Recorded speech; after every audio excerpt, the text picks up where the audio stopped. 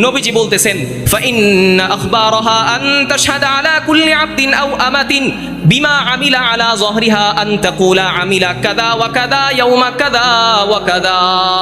কিয়ামতের ময়দানে জমিন কে আল্লাহ পাক রব্বুল আলামিন কথা বলার সুযোগ দিবেন। জমিন বলতে থাকবে আন তাশহাদা আলা কুল্লি আবদিন আও আমাতিন বিমা আমিলা আলা যহরিহা।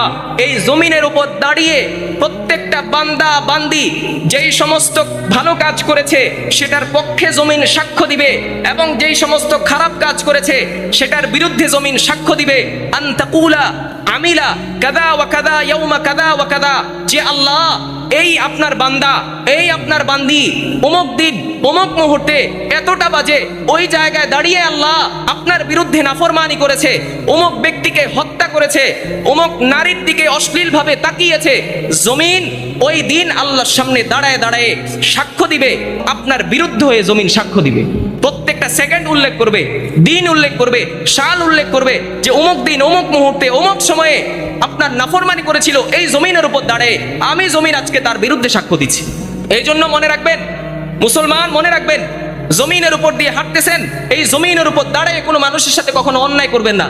এই জমিনের উপর দাঁড়িয়ে অনেক সময় দেখা যায় তাজটুলের সামনে দাঁড়ায় দাঁড়িয়ে টিভি দেখতে থাকে। জমিন ওই দিন আপনার বিরুদ্ধে সাক্ষ্য দিবে, আল্লাহ অমুক দিন অমুক মুহূর্তে সে এই জায়গায় দাঁড়িয়ে আপনার নাফরমানি করেছে, অশ্লীল ভিডিও দেখেছে, অশ্লীল নারীর দিকে তাকিয়েছে। আজকে আমি জমিন তার বিরুদ্ধে সাক্ষ্য দিচ্ছি। এই জমিনের উপর দাঁড়িয়ে কিছুদিন আগে আপনারা দেখেছেন না, একজন ভাইকে হত্যা করা হয়েছে, চাঁদা না দেওয়ার কারণে হত্যা করা হয়েছে একজন ভাইকে। এই হাত দিয়ে ইট নিয়ে তার পুরো শরীরকে থেতলে দেওয়া হয়েছে। ওই ব্যক্তিকে কিভাবে হত্যা করা হয়েছে? ওই জমিনের উপর দাঁড়ায় তো হত্যা করছে।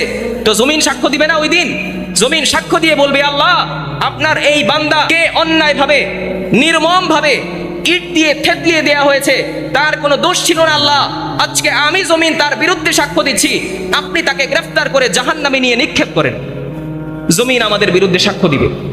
এই জন্য জমিনের উপর দিয়ে যখন চলবেন, ভালো কাজ করলে তো সে আপনার পক্ষে সাক্ষ্য দিবেই, কিন্তু খারাপ কাজ করার সময় এই কথা মনে রাখবেন, আজকে যেই জমিনের উপর আমি দাঁড়িয়ে আল্লাহর নাফরমানি করতেছি, যেই জমিন দিয়ে হেঁটে হেঁটে আমি সিনেমা হলের দিকে যাচ্ছি, যেই জমিনের উপর দাঁড়িয়ে আমি ছিনতাই করার জন্য অগ্রসর হইতেছি, এই জমিনে আমার বিরুদ্ধে সেই কিয়ামতের ময়দানে কি দিবে? সাক্ষ্য দিবে। এই জন্য জমিনের উপর দিয়ে হাঁটবেন আর এই চিন্তা করবেন তো ইনশাআল্লাহ।